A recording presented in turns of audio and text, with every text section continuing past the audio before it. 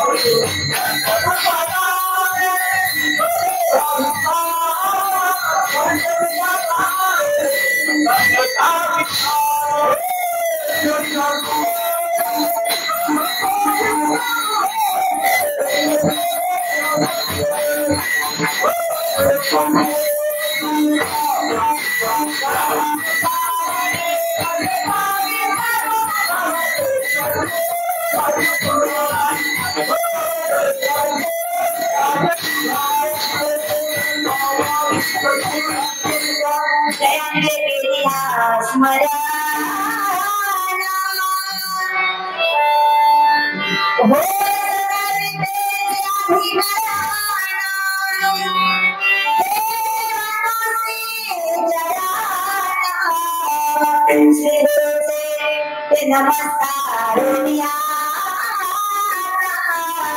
नमो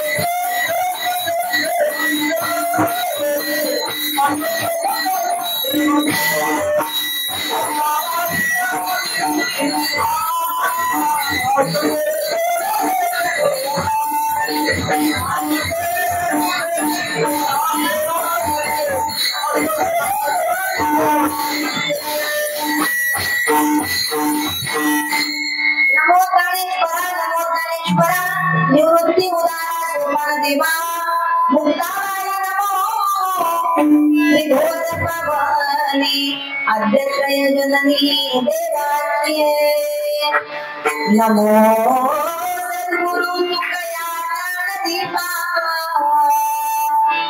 नमो सद्गुरु सच्चिदानंद रूपा नमो सद्गुरु नमो सद्गुरु भास्करा पूर्ण कीर्ती सेवेलागे सेवक झाले तुमच्या लागतो निज चरणा अहो स्वामी तुमया देवा या बरी न करावा हे डोंगर मारुती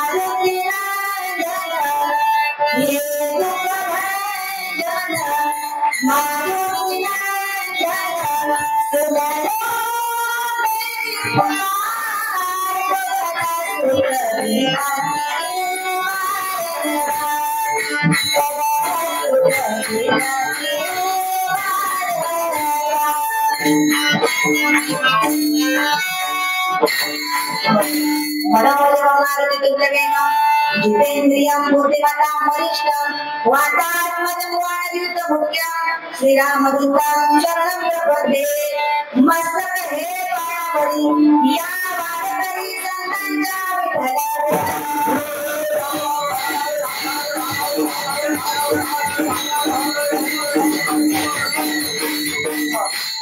भक्तांचे गाणा देते ही उदास गेले अशा पाच निवारोणी विषय नाबडे जनधन माता पिता वस्तू प्राप्त स्थळी कीर्तनरूपी सेवेकरता निवडलेला अभंग महान भगवत भक्त वैराग्याचे बुद्धिमंत पुतळे श्रीमंत श्रेष्ठ जगद्गुरु तुकोबराया यांचा 4 चरणाचा यजयावत जगातील मनुष्य मात्रांना उपदेश करणारा नवे नवे तर खऱ्या भक्ताची ओळख करून देणारा अभंग आहे.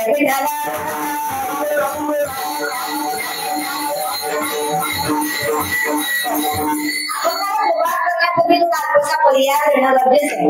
आज आपल्या या कळाव गावामध्ये श्री मंगळ कार्यालय, श्री स्वामी समर्थ मंगळ कार्यालय या ठिकाणी आपण सर्वजण ज्या निमित्तानं जमलेलो आहोत, या कुटुंबाचं खऱ्या अर्थानं भाग्य आहे. त्यांच्या आई वडिलांच्या पुण्यस्मरणानिमित्त एक दिवसीय नामोत्सव सोहळा या ठिकाणी आयोजित केलेला आहे. परंतु इथे आल्यानंतर आपल्याला जणू काय असं वाटत असेल, मला तरी असं वाटतंय, या एक दिवसीय सोहळा नसून बऱ्याच दिवसातून हे चालू आहे. बऱ्याच दिवसामध्ये आता 2-3 दिवसाचा हा कार्यक्रम आहे. अतिशय सुंदर वातावरण, मंगळ, त्याचं नावच मंगळ कार्यालय आहे आणि इथं पवित्रमय असं वातावरण, या वातावरणामध्ये आपण इथे सगळेजण जमलेलो आहोत. माझ्यापेक्षा ज्ञानानं, अधिकारानं, अर्थात प्रवचनकार असतील, कीर्तनकार असतील, इथे सर्व ज्येष्ठ धर्माचार्य मंडळी आहे. माझ्या समोर आजूबाजूला बसलेली सर्व मंडळी, अर्थात बाबांच्या आईंच्या आत्म्याला चिरशांती लाभलेलीच असेल. कारण पुण्यस्मरण का करतात? या ठिकाणी हरिभक्त परायण बबन बाबा पवाळे, अर्थात दत्तात्रय बाबा पवाळे यांच्या पुण्यस्मरणानिमित्त आयोजित पवार यांच्या पुण्यस्मरणानिमित्त आयोजित केलेला हा एक दिवसीय उत्सव आहे. बाबांनो, खऱ्या अर्थानं आई वडिलांच्या ऋणातून उतराई होण्यासाठी पुण्यस्मरण केलं जातं आणि हा सर्व पवार जो परिवार आहे त्यांनी खऱ्या अर्थानं 5-6 वर्ष झालेली आहे की हा नामोत्सव सोहळा त्या ठिकाणी या मंगळ कार्यालयामध्ये घडत असतो. अर्थात बाबांना गेलेली 28 ते 29 वर्ष झालेली आहे. आदरणीय श्री विश्वनाथजी पवार, त्याचप्रमाणे सुदामजी पवार आणि भरतजी पवार आणि त्यांच्या 6 मुली असतील, 6 मुली आणि 3 मुलं, असं 8 मुलांचा परिवार आहे. वास्तविक पाहता त्यांचा परिवार मोठा आहे. नातवंड असतील, नातसुना असतील, त्यांची पतवंड असतील, सगळे या ठिकाणी उपस्थित आहेत, त्यांच्या मुली असतील. मला त्यांच्यामुळे या ठिकाणी येण्याचं भाग्य लाभलं. आदरणीय आपल्या सर्वांचे परिचित असणारे आपल्या कळाव परिसरातील अध्यक्ष आदरणीय फुलाजी महाराज पवार यांनी मला आमंत्रित केलं आणि त्या निमित्तानं आपलं मला दर्शन झालेलं आहे.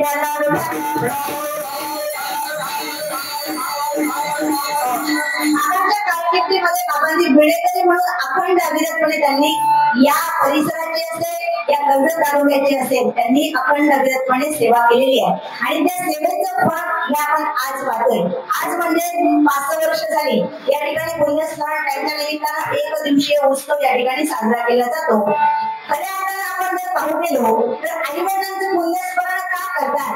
तर आपल्यातून गेलेली व्यक्ती आहे, तिला पुन्हा पुन्हा त्याचं स्मरण करणं, त्याला पुण्यस्मरण. पुण्यस्मरण हा पर्वकाळ आहे, लक्षात घ्या. ज्याप्रमाणे 12 वर्षातून कुंभमेळा येतो त्याला आपण पर्वकाळ म्हणतोय. वर्षातून 4 पर्वकाळ येतात, गुढीपाडवा, दसरा, दिवाळी आणि अक्षय तृतीया, हे सुद्धा पर्वकाळ आहेत. महिन्यातून 2 पर्वकाळ असतात, जे आपण काल अनुभवलेले आहे, एकादशी, हे सुद्धा पर्वकाळ आहेत. आपल्याला मनुष्य जन्माची प्राप्ती व्हावी किंवा होते आणि झालेली आहे तर सुद्धा पर्वकाळ आहे.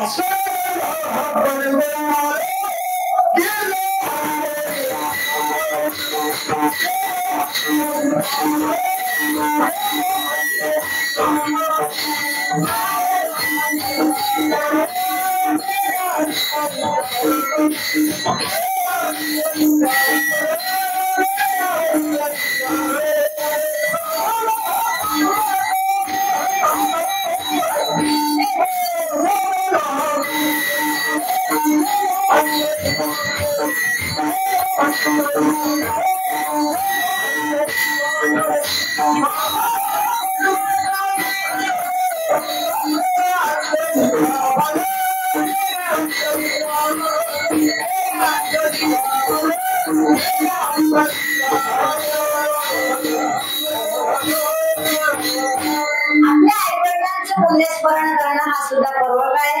मनुष्य जन्माची प्राप्ती मिळणं हा सुद्धा पर्वकाळ आहे.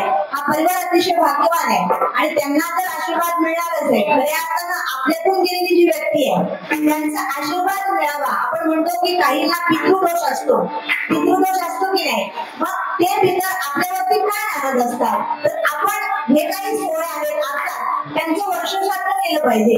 वर्षश्राद्धाच्या दिवशी नाही तुम्हाला कीर्तन सोहळा करता आला, नाही तुम्हाला प्रवचन करता आलं, तरी आपण 5 मुलं तरी जेव्हा घालावी, त्याने आपल्यातून गेलेले जे पितर आहेत त्यांचा आत्मा तृप्त होतो मायबाप विठ्ठला.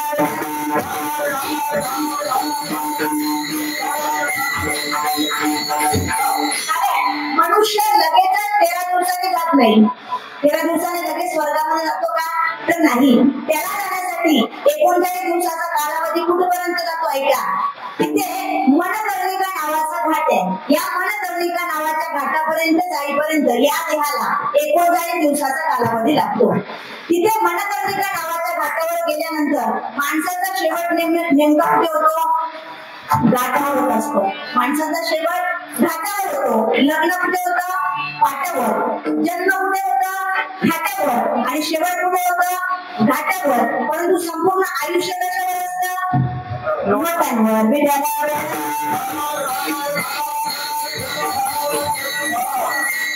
मनकर्णिका नावाच्या घाटापर्यंत देह गेल्यानंतर तिथे कामधेनू नावाची गाय आहे. ही कामधेनू नावाची गाय या देहाला विचारत असते, किती पुण्य केले, किती पाप केले, किती नामस्मरण केलं, नामस्मरणाची शिदोरी काय काय जमा करून आणलेली आहे, सगळ्याची नोंद ती त्या ठिकाणी कामधेनू नावाची गाय घेत असते. मग ती कामधेनू नावाची गाय त्या देहाला उचलते आणि पुन्हा स्वर्गाच्या दिशेला लागत असताना स्वर्गापर्यंत जाण्यासाठी तिला 61 दिवसाचा कालावधी लागतो. 61 आणि 39 दिवस किती झाले? 100 दिवस लागले. आणि मग 100 दिवसातून 100 दिवसाने तो देह स्वर्गापर्यंत पोहोचतो. परंतु तिथे गेल्यानंतर त्याला लगेचच आतमध्ये घेतलं जात नाही, तर तिथे चित्रगुप्ताच्या समोर त्याला उभं केलं जातं. पुन्हा चित्रगुप्त त्याला विचारत असतो, काय काय आणलं, किती लोकांची उणीधुणी केली, किती लोकांचे पाप केले, किती लोकांना लुटलं, किती लोकांची निंदा केली, सगळ्याची अपडेट त्या ठिकाणी चित्रगुप्ताकडे असते. चित्रगुप्ताचं नाव चित्रगुप्त का आहे? तर तो गुप्त रूपाने चित्र काढतो म्हणून त्याचं नाव काय? चित्रगुप्त. आणि हा चित्रगुप्त धर्मराजाकडे या देहाला स्वाधीन करत असतो. फिरण्यासाठी 265 दिवसाचा कालावधी लागतो. 265 आणि हे 100 किती झाले? 365. 365 म्हणजे 1 वर्ष. आणि 1 वर्षानं या देहाला स्वर्गाचे दरवाजे त्याच्यासाठी उघडत असतात. परंतु कधी जर आपण नामस्मरण रूपी शिदोरी आपल्याकडे असेल, स्वतःला सत्कार्य केलं असेल, समाज सेवा बाबांसारखी केली असेल, तर त्या देहाला वैकुंठ धाम मिळतं. आणि या देहाने जर भक्तांनी भगवत पाप केले असतील माझा, तर त्याला यमाचे यमदंड करती जमाता सोडविना हे पाप मारे पाप. तरी आपल्याला सोडवणारा कोणी सुद्धा येत नाही. म्हणून आपण काय करायचे? आपली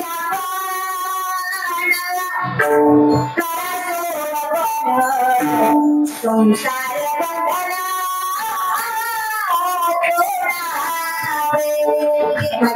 प्रत्येकाने आपली आपण सोडवणूक करून घ्या.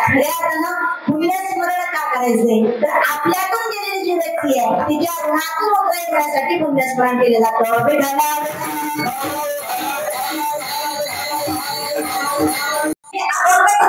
कारण एवढंच होतं की बाबांनी आपल्या जीवनामध्ये अखंड विरतपणे भिडेकरी म्हणून सेवा केलेली आहे. भक्ताची लक्षणं सुद्धा सांगतात. भक्त कसा असावा? बाबांनी त्यांच्या जीवनामध्ये निस्वार्थ सेवा केली. आता आम्ही तुमचं नावामध्ये पाकिट लागतो, पाकिट लागतो. आता आपल्याला काहीतरी आशा आहे, परंतु भक्त मला म्हणतात भक्तांचे जाणं जे देही उदास आणि देहावर पूर्णपणे उदास आहे. ज्यांची कोणत्याही प्रकारची अपेक्षा नाही, आशा नाही, गेले आशा पाश निवारणे, ज्यांनी आशा पाश निवारलेले आहे त्यांना खरा भक्त म्हणायचे. मला सांगतात त्यांचा विषय काय? विषय झाला नावडे जनधन माता पिता. खरे भक्त जे त्यांना जनही आवडत नाही, धनही आवडत नाही आणि माता पिता सुद्धा आवडत नाही. तुकोबरायांनी एवढं सगळं सांगितलं. तुकोबरायांना लोक विचारतात का हो तुकोबराया, तुम्हाला जन आवडत नाही, धन आवडत नाही, माता पिता आवडत नाही, मग तुमच्याकडे ज्यावेळेला निर्माणाचा प्रसंग येईल, संकट तुमच्याकडे ज्यावेळेला येईल, त्यावेळेला तुम्हाला त्या संकटातून कोण सोडवणार? तुकोबराय सांगतात काही काळजी करू नका, निर्वाणी गोविंदो असे मागे पुढे काही सस्ताकडे पडवणे माझा परमात्मा माझ्यावरती कोणत्याही प्रकारचं संकट येऊ देणार नाही. जरी माझ्यावरती संकट आलं तरी तो पार पडल्याशिवाय राहणार नाही. इतका विश्वास माझ्यावर देवावरती माझा आहे. तुकोबरायांना लोक विचारतात, तुकोबराया आमच्या जीवनामध्ये आम्ही परमार्थ केला, पण तू खरा परमार्थ कसा करायचा जेणेकरून भगवान परमात्म्याची आम्हाला प्राप्ती होईल. तुकोबराय सांगतात, ऐका, खरा परमार्थ कसं करायचे. जे परमार्थ करतात, जे रोज कीर्तनाला जातात, रोज बैठकीला जातात, त्यांना अडू नका. तुका म्हणे सत्य कर्मा भावे साह्य घातलिया भय नरका जाणे. आपण जर त्याला भीती घातली, आपण त्याला म्हटलं काय बाबा उठ सारखा कीर्तनाला जातोय, उठत नाही का, घरामध्ये काही काम नाही का, तू जाऊ नको, परंतु त्याला तरी जाऊन दे. जर तुम्ही त्याला आळाला तर घातलिया भय, तो माणूस, ती व्यक्ती नरकाला गेल्याशिवाय राहणार नाही. हे मी म्हणत नाही, माझे जगद्गुरु तुकोबराय म्हणतात.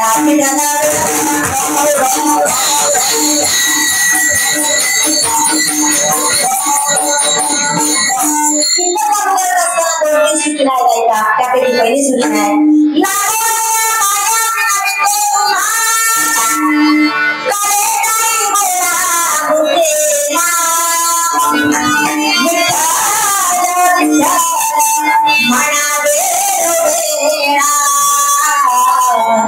हा सुख सोहळा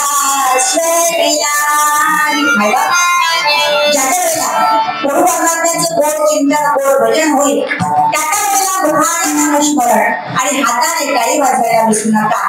दुसरी सूचना अशी आहे, कीर्तनाला बसत असताना टाळी वाजवा, नामस्मरण करा का, तर जेथे कीर्तनाची जागा तेथे पांडुरंग परमात्मा आपल्याला सगळ्यांना पाहतोय. कोण टाळी वाजवतोय, कोण नामस्मरण म्हणत नाही, हे प्रत्येक ठिकाणी भगवान परमात्मा इथे पाहत असतो. म्हणून ज्या प्रभू परमात्म्याचं गोड चिंतन, गोड भजन होईल, त्या वेळेला येणारी संधी दवडू नका. दुसरी सूचना अशी आहे, कीर्तनाला बसले असताना ताट नीट आणि सरळ बसा. ताट नीट सरळ का बसायचे, कारण ज्या मातीमध्ये आपण बसतो ती माती म्हणजे सामान्य माती नाही का. ज्या मातीमध्ये आम्ही बसलेलो आहोत ती माती म्हणजे सामान्य माती नाही, तर ही माती म्हणजे आम्ही गंभीर पुरुषांच्या पदस्पर्शाने पुढे झालेली माती आहे. ज्या मातीमध्ये आम्ही बसलेलो आहोत ती माती म्हणजे सामान्य माती नाही, तर ही माती म्हणजे अनेक संतांच्या पदस्पर्शाने पुढे झालेली माती आहे. ज्या मातीमध्ये आम्ही बसलेलो आहोत ती माती म्हणजे सामान्य माती नाही, तर ही माती म्हणजे ईश्वरांच्या पदस्पर्शाने पुढे झालेली माती आहे. म्हणून ताट नीट आणि सरळ बसा.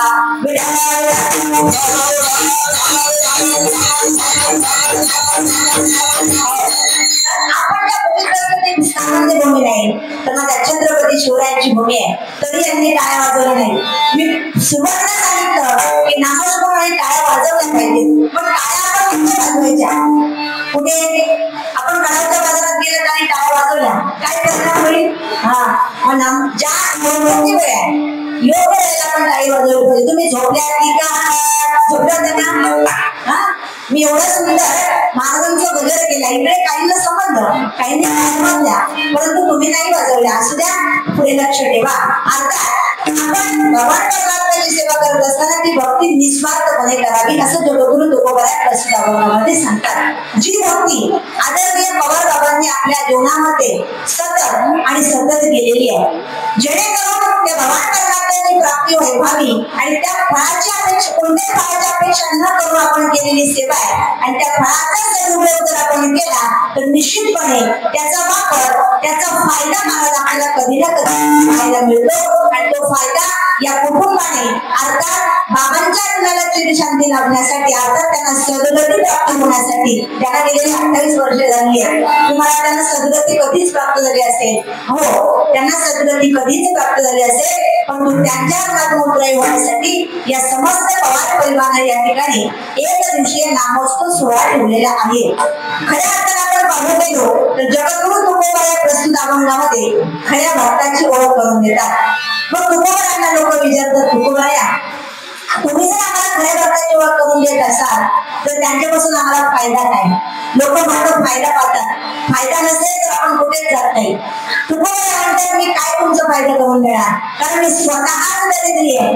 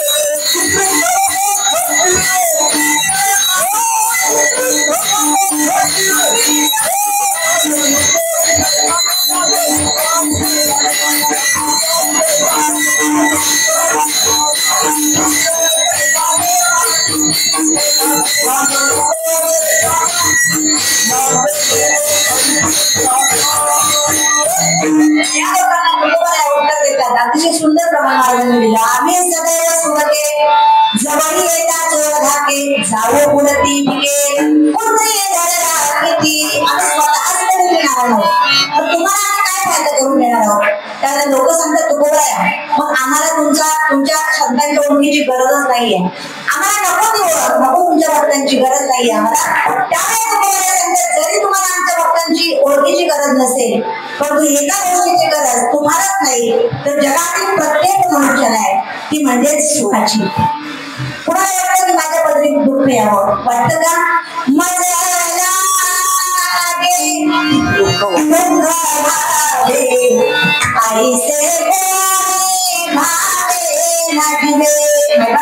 कुणालाच वाटत नाही की माझ्या वाट्याला दुःख यावं, प्रत्येकाला वाटतं मला सुख मिळावं. परंतु ऐका ना, या संसारामध्ये कोण कोण सुखी आहे? तुम्ही सुखी आहात, मी सुखी आहे, तुम्ही सुखी आहात, कोणीच नाही. राजा दुःखी, प्रजा दुःखी, सुखिया कोणी नाही. जगामध्ये कुणाला सुद्धा तुम्ही विचारा, छोट्या लेकराला जरी विचारलं बाबा तुला सुख पाहिजे की दुःख पाहिजे, तो सुद्धा सांगेल की मला सुख पाहिजे. आता सुखी जगामध्ये कोणीच नाहीये, प्रत्येक जण दुःखी आहे. फक्त प्रत्येकाच्या दुःखाचं कारण भिन्न भिन्न आहे. कुणी आजाराने दुःखी आहे, कुणी रोगाने दुःखी आहे, कुणी शिक्षणाने दुःखी आहे, तर कुणी लग्न नाही जमत म्हणून दुःखी आहे. प्रत्येकाच्या दुःखाचं कारण वेगळं आहे. मग तुम्हाला सुख पाहिजे ना, मग चला कडाऊच्या बाजारामध्ये दुकानदाराला सांगा अर्धा किलो सूप दे, ना.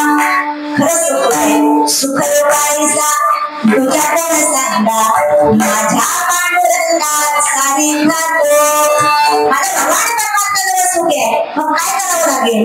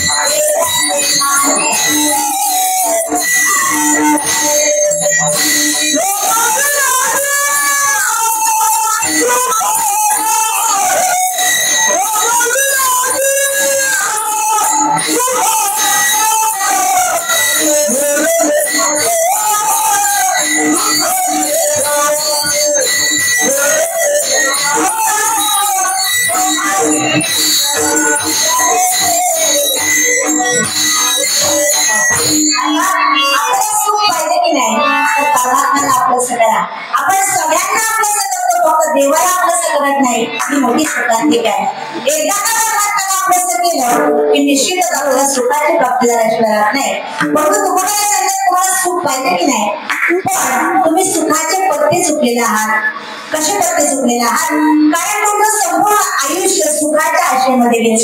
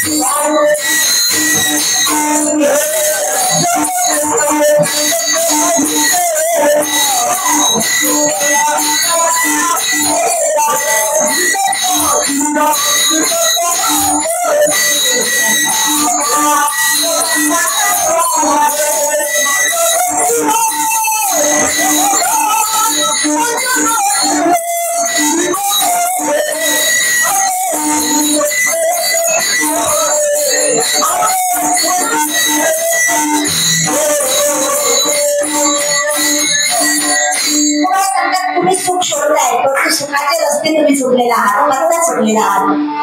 कारण संपूर्ण आयुष्य सुखाच्या आशेमध्ये गेलेलं आहे. सर्व सुखाची आशा जन्म गेला, क्षण एक मुक्ती यत्न नाही केला. हिंदता निशा क्षीण पावला, माया वेष्टीला जीव माझा. आपल्याला सुख मिळत नाही. मग तुम्हाला जर सुख पाहिजे असेल तर तुम्हाला सांगतो त्याचा पत्ता तुम्हाला मी सांगतोय. ऐका, तुम्ही काय करा, या असणाऱ्या खऱ्या भक्तांची ओळख करून घ्या, त्या संतांची ओळख करून घ्या. मग आता आपल्याला प्रश्न पडेल की महाराज तुम्ही म्हटलं की तुम्हाला सुख पाहिजे असेल तर तुम्ही काय करा, आपला तो एक देवाला अभ्यास करा, तुम्हाला सुखाची प्राप्ती मिळेल. आणि तिकडे तुम्ही म्हणताय तुम्ही संतांची ओळख करून घ्या, तुम्हाला सुखाची प्राप्ती मिळेल. तुम्ही दुर्गती म्हणताय, मी दोन म्हणते की नाही. जर सुखाची अपेक्षा आहे तर मग संतांना शरण गेलं पाहिजे. आणि इकडे तुम्ही सांगताय की देवाला अभ्यास करा, तुम्हाला सुखाची प्राप्ती आहे. नक्की समजायचं काय, तर जरी तुम्ही देवाला शरण गेला, जरी देवाला अभ्यास केला तरी सुख मिळेल, आणि जरी तुम्ही संतांना शरण गेला तरी सुख मिळेल. कारण ते दोघे वेगळे नसून एकच आहे. देव ते संत, देव ते संत, निमित्त त्या प्रतिमा.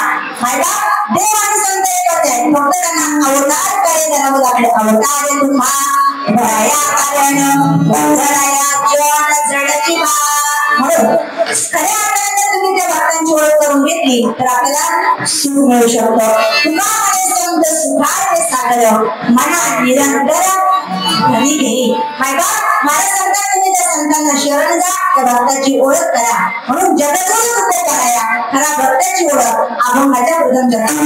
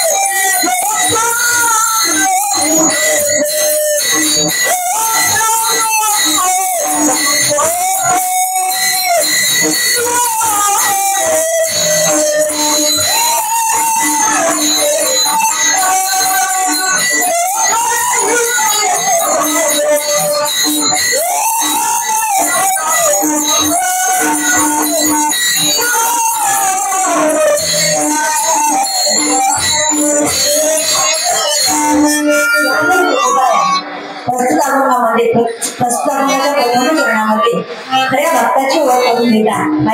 तो खरा भक्त कोणाला म्हणायचंय तर ऐका, एक भक्त जो आहे त्याची निस्वार्थ सेवा होती, जो देहावर पूर्णपणे उदास होता असा भक्त मी तुम्हाला समोर जाईल.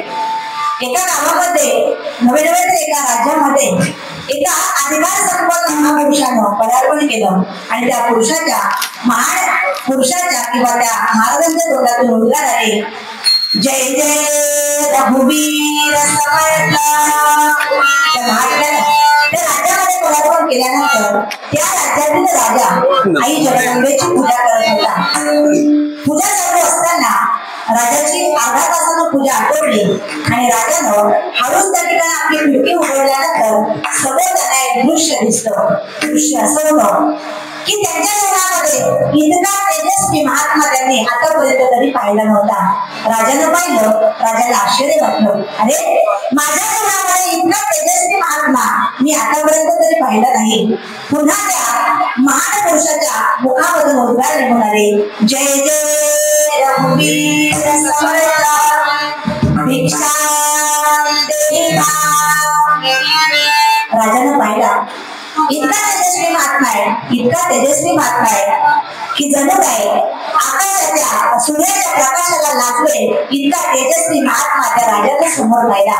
राजा आतमध्ये गेला आणि राजाने आपल्या आईला आवाज दिला, आई आपल्या दरवाजासमोर आपल्या द्वारासमोर एक महान पुरुष त्या ठिकाणी आलेला आहे.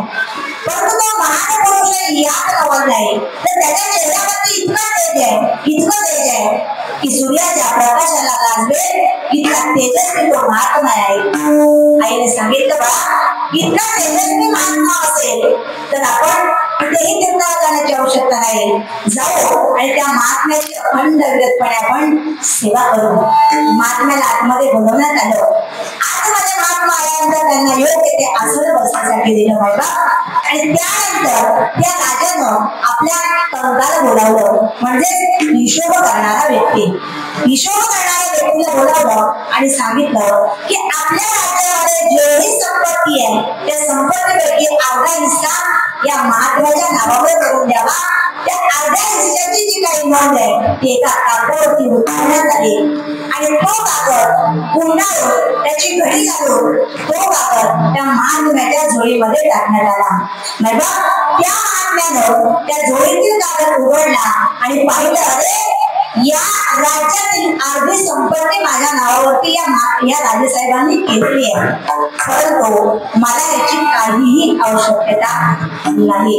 त्या महात्म्याच्या डोळ्यातून महात्मा घड अश्रू निघायला लागले. महात्मा ढळ जसा रडू लागला आणि महात्म्याने उत्तर दिलं, राजा मला याची काहीही आवश्यकता नाही. त्या राजाचे त्या महात्म्यानं जसेच्या तसे हजारो तुकडे केले. याला म्हणतात की देहावर पूर्णपणे उदास असणं. चित्ती येणारी आस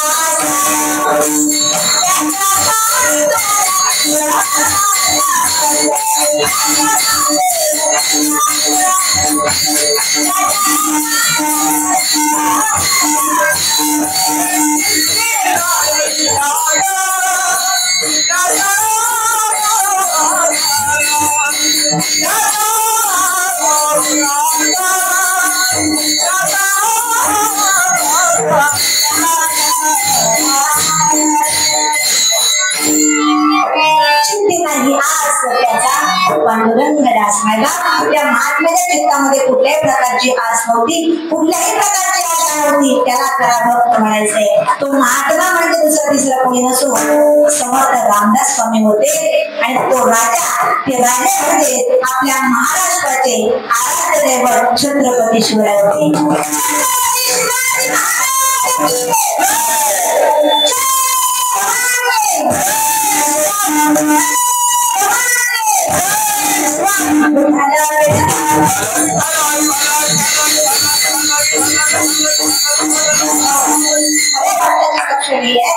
मला सांगतात खरा भक्त कोणाला म्हणतात. भक्त ऐसे राणा गेले ही उदास गेले आशा पाश निवाडोनी ज्यांच्याकडे कुठल्याच प्रकारची आशा नाही, प्रत्येक कार्य निस्वार्थपणे करत असतात, त्यांना खरा भक्त म्हणायचे. आणि त्या यादीमध्ये माझ्या समर्थ रामदास स्वामींचा नंबर आहे. अर्थात मला सांगतात त्यांना भक्त म्हणा जे निस्वार्थपणे सेवा करतात. भक्तांचे गाणं जे उदास गेले आशापाश निवारले, त्यांनी आशापाश सुद्धा निवारलेले आहेत. म्हणजे आशा म्हणजे काय? कोणत्या बाईचं नाव का, कोणत्या मुलीचं नाव काय तर नाही, कोणत्याच प्रकारची अपेक्षा नाही, त्याला आशा म्हणतात. मला सांगतात काळावरती सुद्धा त्यांनी विजय प्राप्त केलाय, पाशावरती सुद्धा त्यांनी विजय प्राप्त केलेला आहे, जन्म मृत्यूवरती सुद्धा त्यांनी विजय प्राप्त केलेला आहे. त्याला खरा भक्त म्हणा. परंतु त्या भक्ताचा खरा विषय कोणता आहे? कोणता विषय? जगद्गुरु तुकोबारायांचा आपण विचार केला तर तुकोबाराय सौंदर्याला गेले तरी सुद्धा विठ्ठल विठ्ठल विठ्ठल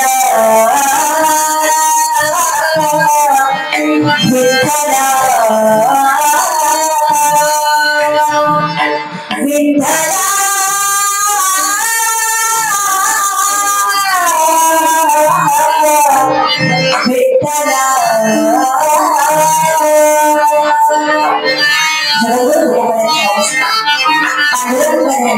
पांडुरंग जागृतीसाठी पांडुरंग इतके तल्लीन व्हायचे. तुकोबाराय सांगतात खरा भक्त कोणाला म्हणायचे? ज्यांच्या जीवनामध्ये त्यांचा विषय बाकी काही नसून फक्त आणि फक्त प्रभू परमात्मे अभंगाचं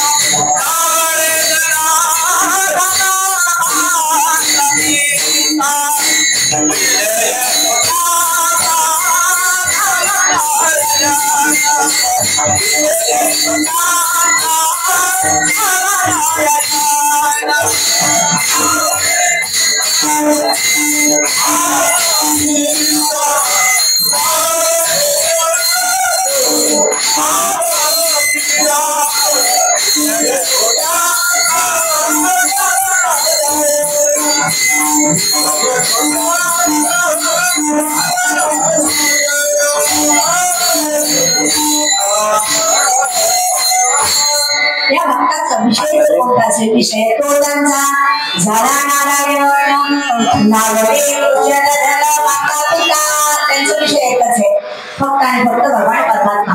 आपले अनेक विषय असतात, आपण सहज बसलो तरी कुणाचा निंदा काढल्याशिवाय राहत नाही. आपल्या विषयांचा मोजमाप कोणी करू शकत नाही. अर्थात माझ्या संतांचा विषय एकच आहे, विषय तो त्यांचा झाला नारायण ना आवडे जन धन माता पिता. त्यांना जनही आवडत नाही, धनही आवडत नाही आणि माता पिता सुद्धा आवडत नाही. मग आपल्याला प्रश्न पडेल जन का आवडत नाही? जग कसं सांगू का?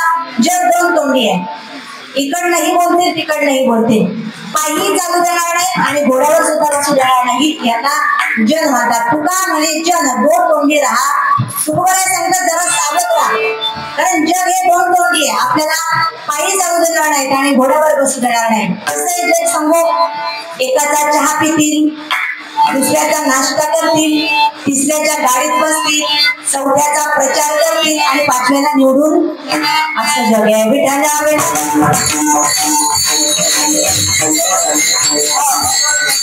माणूस बऱ्याच वर्षातून माळकरी झाला, माळ घातली, त्याला वाटलं की आता काही खाण्यापिण्यामध्ये मजा नाही. तर आपण महाराजांची कीर्तन ऐकतो, रोज आपण शब्दाला जातो, माळ घातली पाहिजे. एखाद्याने चुकून गावाला माळ घातली आणि नित्य नेमाप्रमाणे त्यांच्या गुरुने सांगितलं सांगितलं की रोज सकाळी उठल्यानंतर आपलं गुरुमंत्राचा जप करायचा, माळ जपायची आणि भगवान परमात्म्याची भक्ती करायची.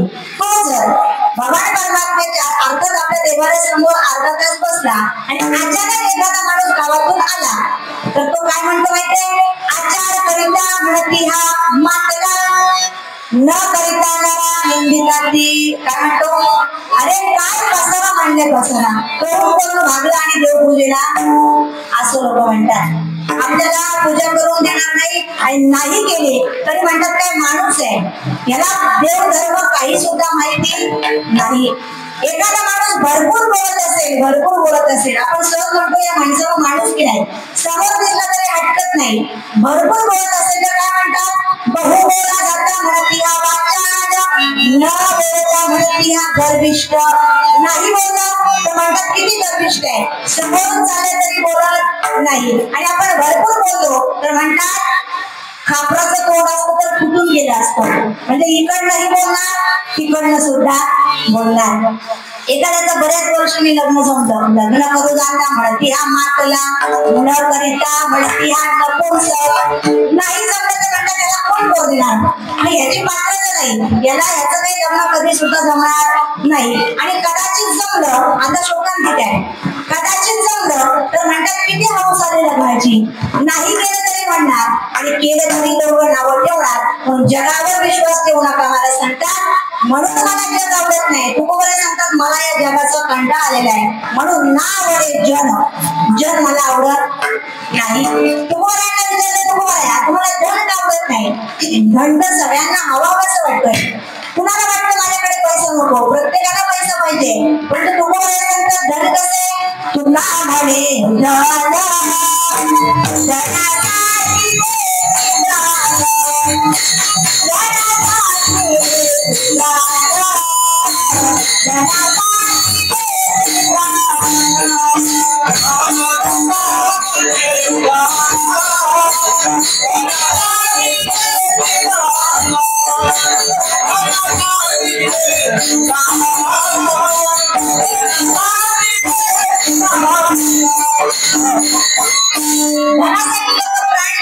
आणि प्राण सुद्धा घेतात, इतकं घातक धन आहे.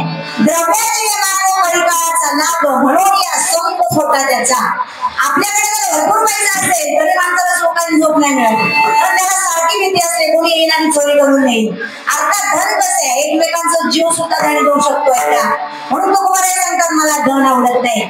4 चोर होते, 4ही चोरांनी एका गावामध्ये चोरी केली आणि ती चोरी करून ती गडगंज संपत्ती कमावून ते 4ही चोर गावाच्या बाहेर आले. तिथे आल्यानंतर एका झाडाखाली विश्रांतीसाठी 4ही चोर थांबलेले आहेत. चौघांनी विचार केला आपल्याला प्रचंड भूक लागलेली आहे, आपण काहीतरी खाऊ आणि मग आपल्या परतीच्या प्रवासाला जाऊ. म्हणून चौघांनी ठरवलं आपण जर चौघेही निघून गेलो तर आपल्याला मिळालेलं जे धन आहे ते कुणीतरी घेऊ शकतो. म्हणून एक काम करा, दोघांनी या धनाजवळ थांबा आणि दोघांनी नाश्ता आणण्यासाठी बाजारामध्ये जा. आता कडावच्या बाजारामध्ये दोघे जण गेले आणि दोघे जण धनाजवळ थांबले.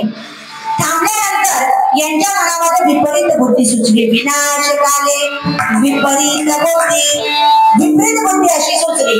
जे दोघे जण नाश्ता आणण्यासाठी गेले होते त्यांनी मनात विचार केला, आई रामभाऊ आपण एक काम करू. ते दोघे जण त्या ठिकाणी धनाजवळ थांबलेले आहेत.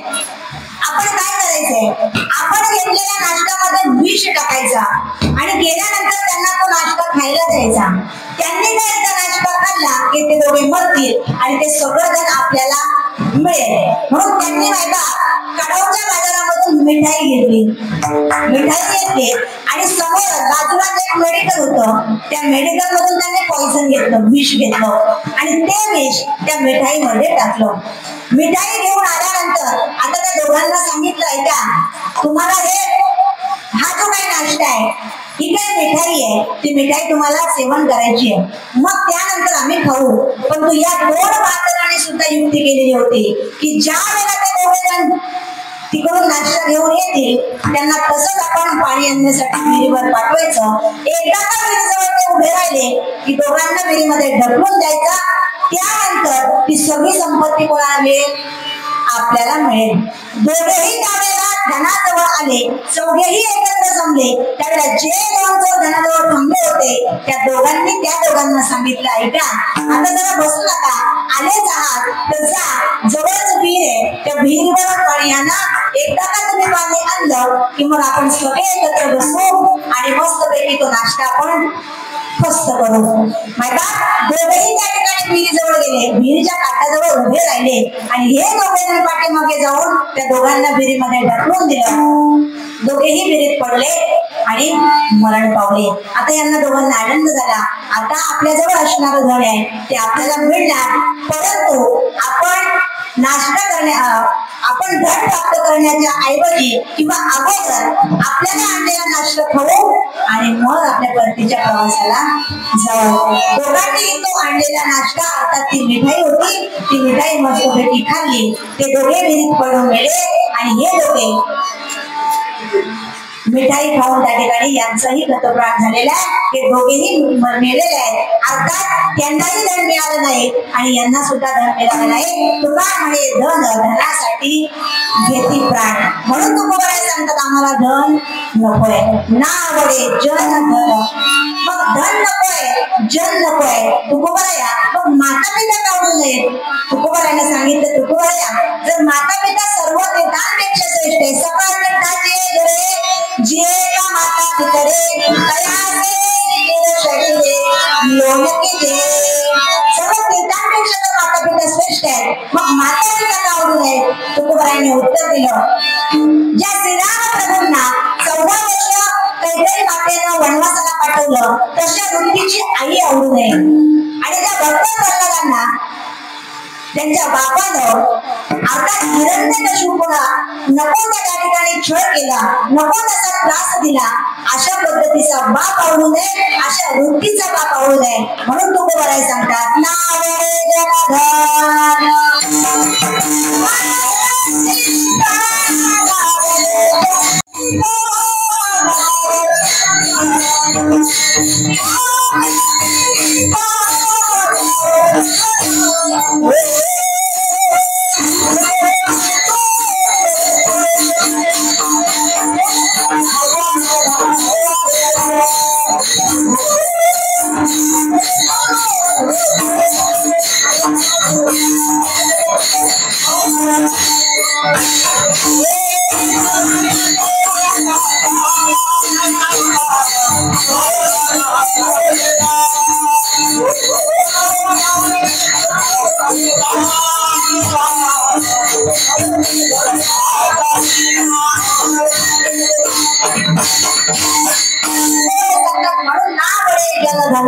माता पिता. म्हणून आम्हाला जन आवडत नाही, धन आवडत नाही, माता पिता आवडत नाही.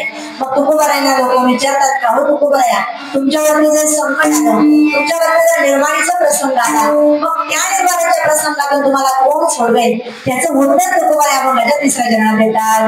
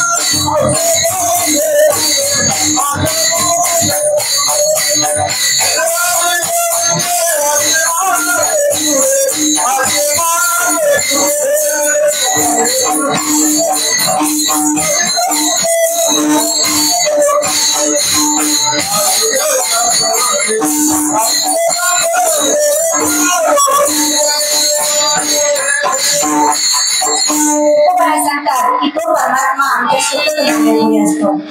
मागे पुढे उभा राहे सांभाळीत आलिया आघात निभाया. येणाऱ्या प्रत्येक संकटाला माझा प्रभू परमात्मा सामोरे जातो.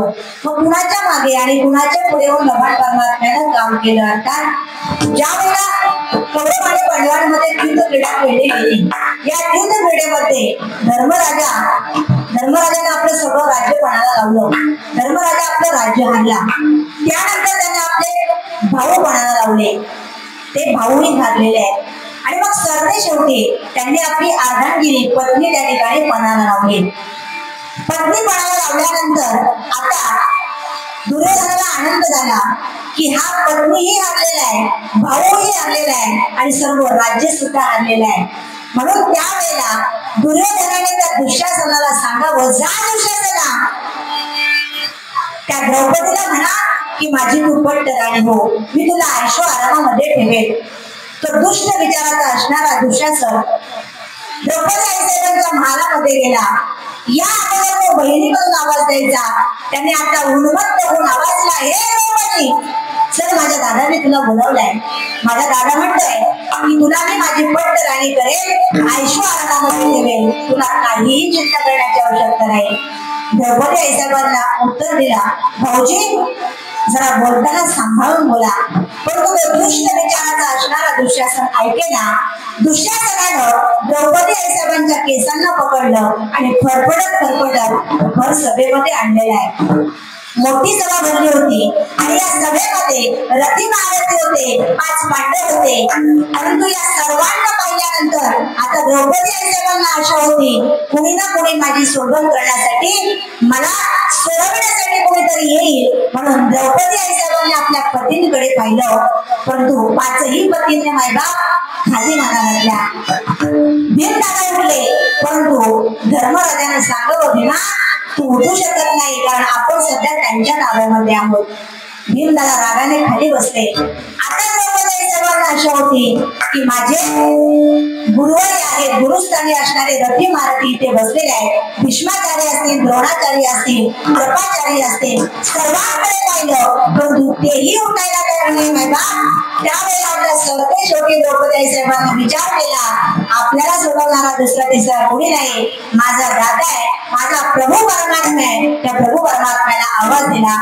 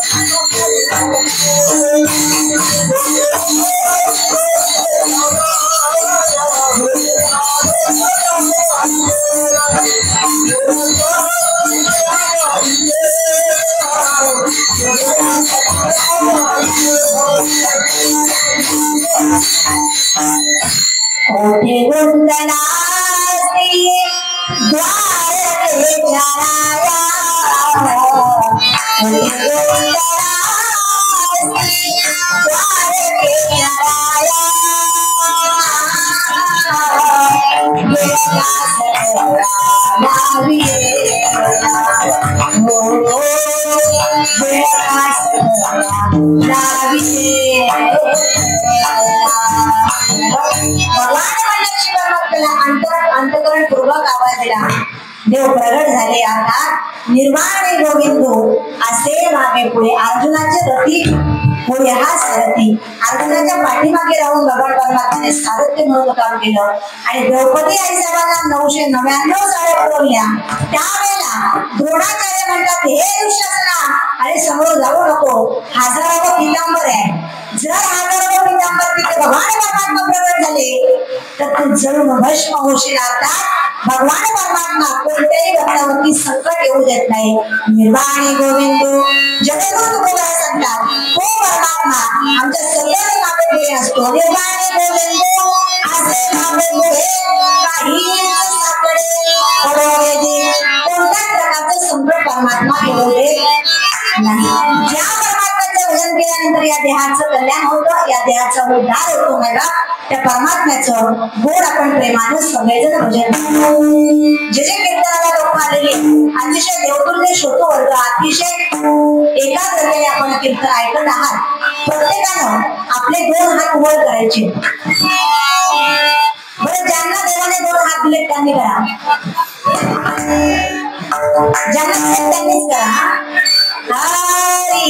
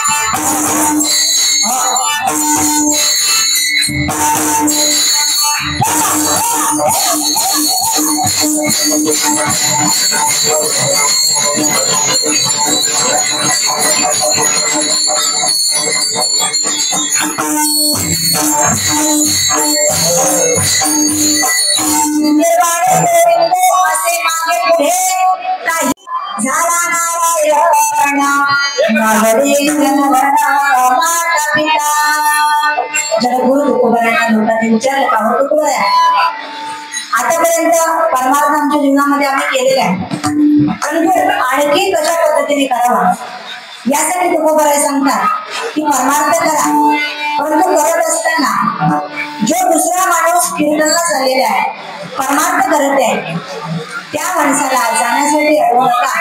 कारण महाराज सांगतात त्यांना जाण्यासाठी अडवू नका. जर तुम्ही त्यांना अडवलं तुका म्हणे सत्य कर्मा व्हावे साह्य घातलिया भय नरका जाणे. कुणी सत्कार्य करत असेल, कुणी समाज कार्य करत असेल, कुणी परमार्थ करत असेल तर त्याला बिनधास्तपणे करू द्या. जर तुम्ही त्याची अडवणूक केली तर तुम्हाला नरक यातना भोगाव्या लागतील. अर्थात विषय तो त्यांचा झाला नारायण ना बडे जनधन माता पिता.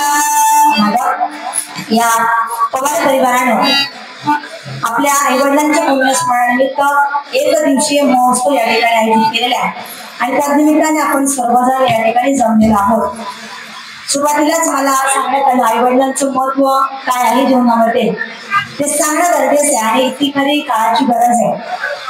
आपण आपल्या खेडेगावामध्ये ती आपल्याला शोकांतिका पाहायला मिळत नाही, परंतु जर आपण शहरातील जीवन पाहिलं तर शहराच्या जीवनामध्ये आई वडील लहानाचे मोठे या लेकरांना करत असतात आणि तीच लेकरं मोठी झाल्यानंतर आपल्या आई वडिलांना आपल्या घरामध्ये राहण्यासाठी जागा नाही म्हणून वृद्ध आश्रमामध्ये ठेवतात. ही मोठी शोकांतिका आहे.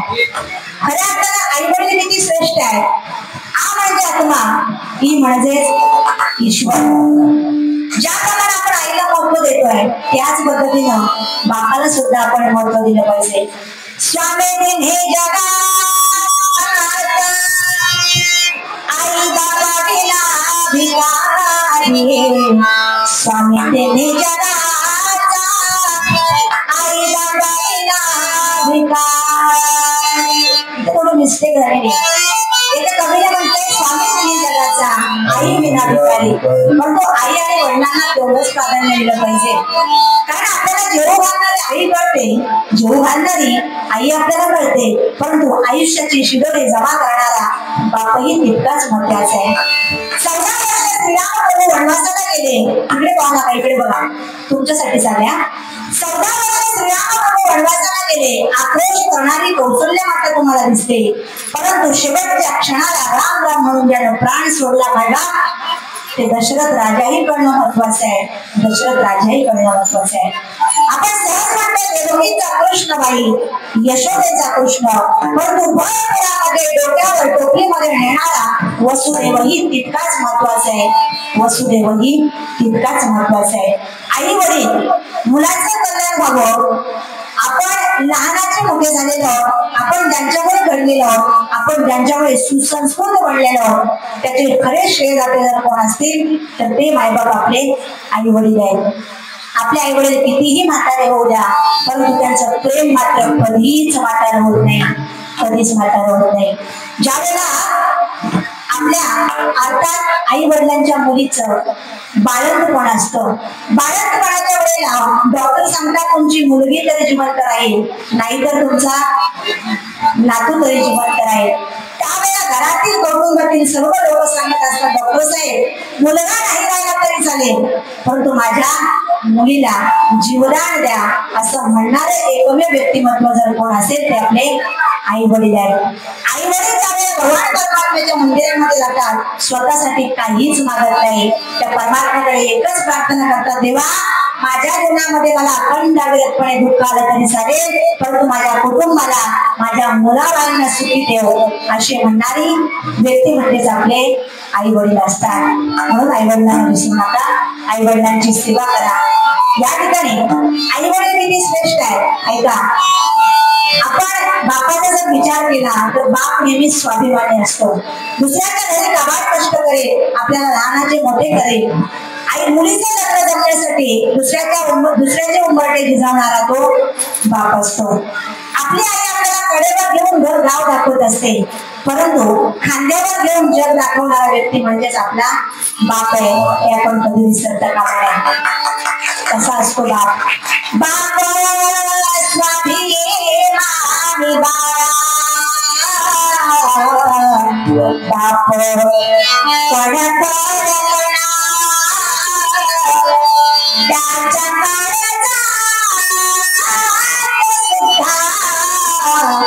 लाजा वेदना बाप तलवार ढाल बाप पेटती मशाल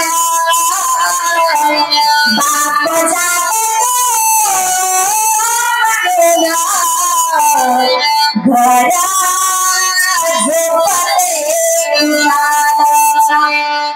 बाप घराचा तोया आई कळस त्यावर जे बाप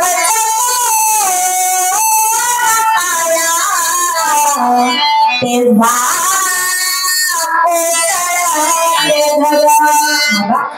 आपलं घर आपली इमारत आपला बंगला कितीही मजबूत असू द्या परंतु त्या घराचा त्या इमारतीचा पाया ढासळला तर त्या इमारतीला काहीच महत्व राहत नाही. तसं आपल्या जीवनामध्ये आई वडील आहेत तोपर्यंत या जीवनाला महत्व आहे.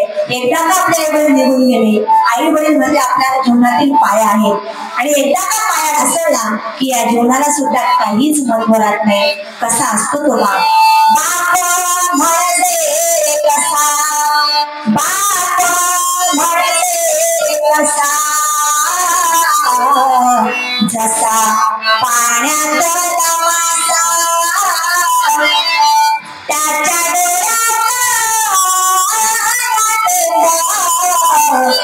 पुन्हा दिसणार कसा.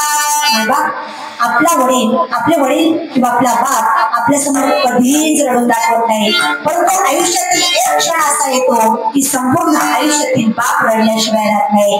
बाप साठवी तो अश्रू बाप साठवी तो अश्रू फक्त एका क्षणासाठी जन्मभरात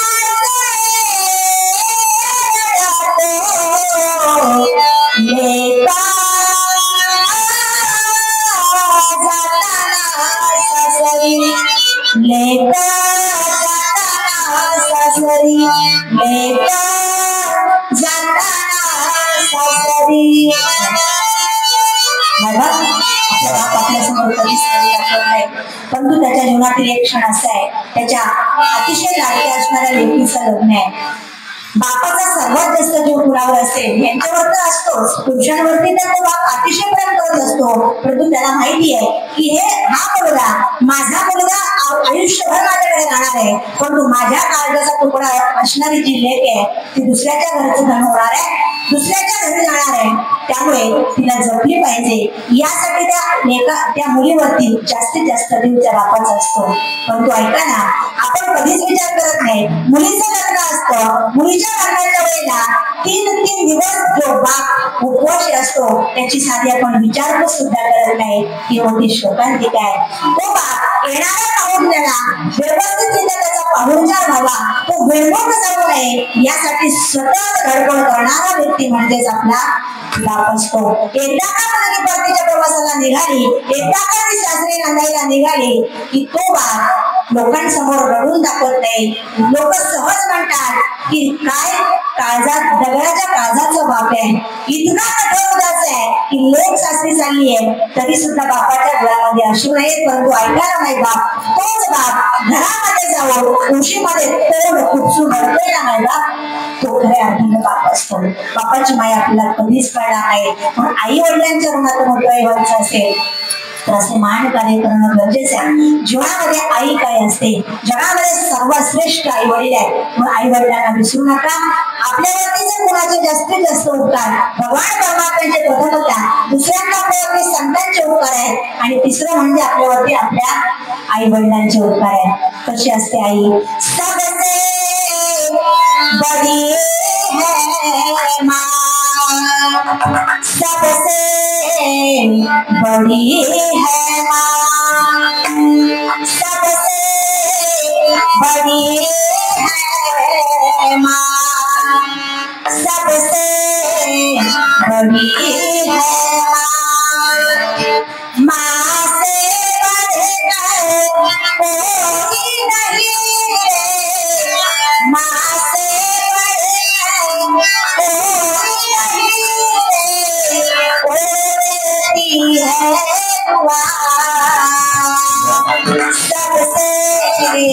बड़ी है माँ, सबसे बड़ी है माँ, सबसे बड़ी है माँ। पण कोणी विनंती करेल, ज्यांना आई वडील नाहीत ना त्यांना आई वडिलांची किंमत विचारा, ज्यांना हात नाही त्याला हाताची किंमत विचारा, ज्यांना पाय नाही त्यांना पायाची किंमत विचारा, ज्यांना डोळा नाही त्यांना डोळ्याची किंमत विचारा, आणि ज्यांना आई वडील नाहीत ना त्यांना आई वडिलांची किंमत विचारा. काय असतात आई वडील?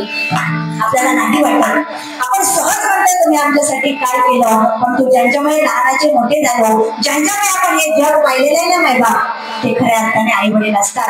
म्हणून आई वडिलांचे आपण आई वडिलांच्या ऋणातून कधीच उतराई होऊ शकत नाही. इतके श्रेष्ठ आपले आई वडील आहेत. जाता जाता एवढंच सांगेल, या परिवारातून त्यांच्या आई वडिलांच्या ऋणातून उतराई होण्यासाठी या परिवारानं एक दिवसीय महोत्सव या ठिकाणी ठेवलेला आहे. नाही वाटत आपण जणू काही 7 दिवसाचा सप्ताह आहे, हा बरोबर की नाही? मला तर असं वाटतं आज जागर आहे आणि उद्या काळ आहे.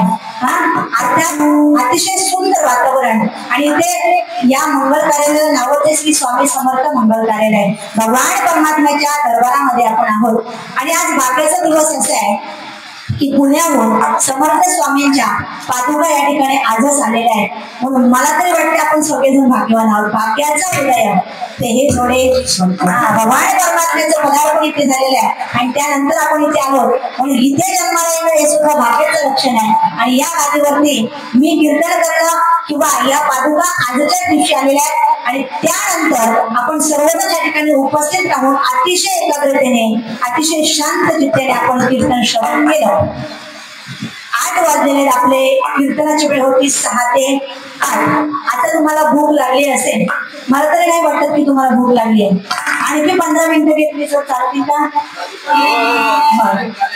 फक्त 15 मिनिटं, 10 ते 15 मिनिटांमध्ये आपण आटोपण्याचा प्रयत्न करणार आहोत. जगद्गुरु तुकोबरायांना या ठिकाणी जगद्गुरु तुकोबराय भक्ताची ओळख सांगतायत. भक्त कसा असावा? जो देहावर पूर्णपणे उदास आहे, ज्याने आशापाश निवारण केलेले आहे, त्याला भक्त म्हणायचे. आणि खऱ्या अर्थानं परमार्थ करत असताना नामस्मरणाची ताकद इतकी वाढवा की तो काळ सुद्धा आपल्या जवळ यायला घाबरला पाहिजे. नामस्मरणासारखं जीवनामध्ये कोणतं श्रेष्ठ धन नाहीये, कारण परमार्थ महाधन जोडी देवाचे चरण. नामस्मरणामध्ये आपण इतकी ताकद आहे की त्याद्वारे आपण भगवान परमात्म्यापर्यंत पोहोचू शकतो. आणि त्यासाठी देवाने इथे आपल्याला पाठवलंय. कशासाठी पाठवलंय? नुसतं भोजन करण्यासाठी नाही, तर देवा देह भजन घुमटा तोया झाला फाटा बाधिकेचा. भगवान परमात्म्याने आपल्याला इथे भजन करण्यासाठी पाठवलंय. आपल्याकडे एक कार्य त्या ठिकाणी सोपवलेले आहे, आणि ते कार्याची पूर्तता आपल्याला त्यानंतर करायची आहे. आपण देवाला वचन दिलेले, आठवे न पायी हा माझा. किती आठवतो देवाला? नाही आठवत. आपण फक्त 5 मिनिटं देवाच्या समोर उभं राहतो, नामस्मरण करतो, आणि आपल्या कार्याला आपण निघून जातो, आपल्या नित्यक्रमाला आपण निघून जातो. पण तो ऐका, भगवान परमात्म्याने इथे पाठवलंय. पाहे शरीराची आगावा जया लागल्याने पांडवा कार्यात आगवा सांडोया. या देहावर आपण कोणतं तरी कार्य करण्यासाठी आलेलं, आणि जर इथे येऊन आपण जर ते कार्य केलं नाही तर त्याची गती, त्याचे परिणाम नाथ महाराज आपल्या पिंजऱ्यामध्ये हरी हे नाही कळलं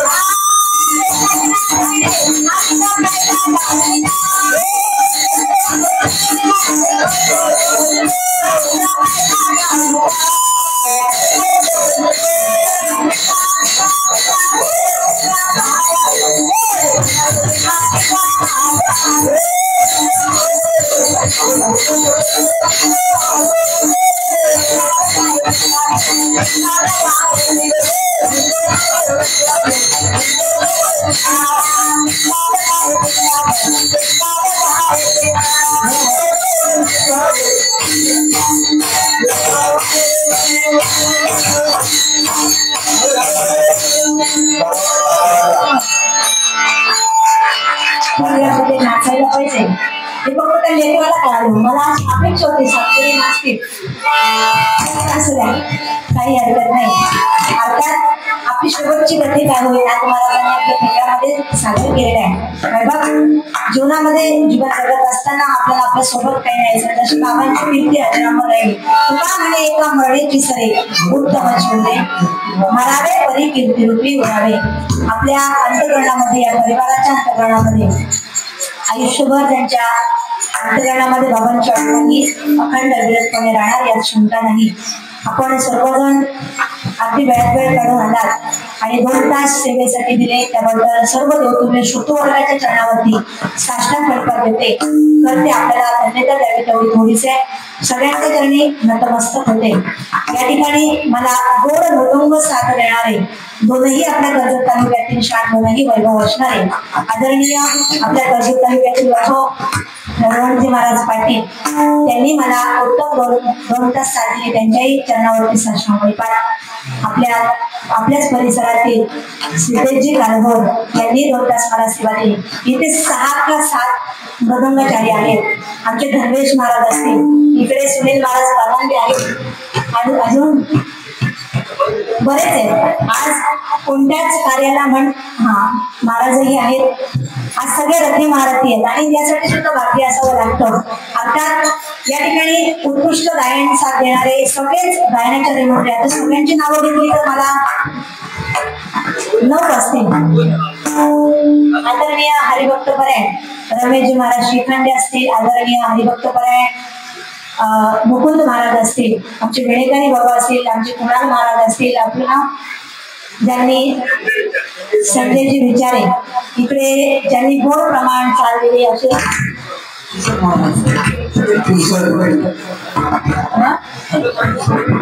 तुपे महाराज आदरणीय तुपे महाराज असतील उत्कृष्ट गायनाचार्य आहेत. त्याचप्रमाणे या ठिकाणी उत्तम साथ देणारे सगळेच गायनाचार्य मंडळी इकडे आमचे मृदंगाचार्य आहेत. आदरणीय आपण सर्वच मंडळी ज्यांच्या हातामध्ये गुरुचंद महाराज असतील त्यांच्या हातामध्ये जादू आहे. आपल्या कर्जत तालुक्याची वैभव आपण खऱ्या अर्थाने भाग्यवान आहोत. कर्जत तालुका असेल, खालापूर तालुका असेल, कलाकारांना थोडंच नाही आपला नाद कोणी करायचा नाही. आपलं म्हणजे आपल्या सर्वच कलाकारांचा, कारण एकाहून एकी बने प्रवचनकार असतील, कीर्तनकार असतील, मृदंगाचार्य असतील, सगळेजण या ठिकाणी गात आहेत. तरीही आपण हातावर महाराज लोक बोलवतो बोलवतो की नाही. आपल्या कलाकाराची आपल्याला आपण त्यांना दाद देणं गरजेचं आहे. ज्यांच्या हातामध्ये जादू आहे आदरणीय मधुकरजी बुवा असतील तेही आज माझ्या सेवेसाठी उपस्थित राहिले. माझं भाग्य आहे. आदरणीय हरिभक्त परायण समीरजी महाराज स्थानक उत्कृष्ट प्रवचनकार कीर्तनकार त्यांनी साष्टांग फडकत करते. मला त्यांच्यामुळे आपलं दर्शन घडलेलं आहे. आदरणीय फुलाजी महाराज पवार यांनी मला आमंत्रित केलं आणि तदनिमित्तानं आपलं सर्वांचं दर्शन झालेलं आहे. माझा आवाज तुमच्यापर्यंत ज्यांनी पोहोचवला उत्तम संशिष्ट दोघांचे चरणी साष्टांग फडकत. आदरणीय घेतला ना सुरुवातीलाच घेतलेला आहे मी. आदरणीय रोहनजी महाराज पाटील त्यांचं नाव मी सुरुवातीलाच घेतलेलं आहे कारण आपलं वैभव आहे सिस्टम त्यांचीच आहे. अच्छा त्यांच्या चरणी साष्टांग फडकत जुने बाबा असतील सगळ्यांची नावं एकत्रित घेते आहे का. माझे आधारस्तंभ माझे पती हरिभक्त परायण गणेशजी महाराज खरकुडे हे या ठिकाणी उपस्थित आहेत. उत्तम चौदार किंवा ज्यांचं सूत्रसंचालन आपण ऐकलं तर मंत्रमुग्ध व्हावं असे आमचे आदरणीय नागपूर महाराज असते तेही या ठिकाणी उपस्थित आहेत. सर्वच महाराज मंडळी ऐका 2 मिनिटं आपली सर्वांची एकत्रित नावं घेते. कपिल गाय करते राहणार, कपिल गाय करते राहणार, हरित करते राहणार, आपल्या सर्वांचं नाव घेते. छत्रपती शिवरायांच्या हिंदुस्थानात, छत्रपती शिवरायांच्या हिंदुस्थानात. मला तरी वाटतं आपलं मला राग येणार नाही कारण राग येणं साहजिकच आहे. प्रत्येकाला वाटतं आपलं नाव घ्यायला पाहिजे परंतु ऐका आपण जर सगळ्यांची नावं घेत बसलो तर 10 ते 11 वाजण्याची शक्यता आहे. आपल्याला सर्वांना भूक लागलेली आहे, सर्वांना जेवायचंय. परंतु त्या अगोदर आपण भगवान परमात्म्याचं सुंदर 2 मिनिटं प्रत्येकानं भजन करायचंय. आम्ही पाठीमागे म्हणू आम्ही पुढे म्हणू तुम्ही पाठीमागे म्हणायचंय. ऐका निवृत्ती राया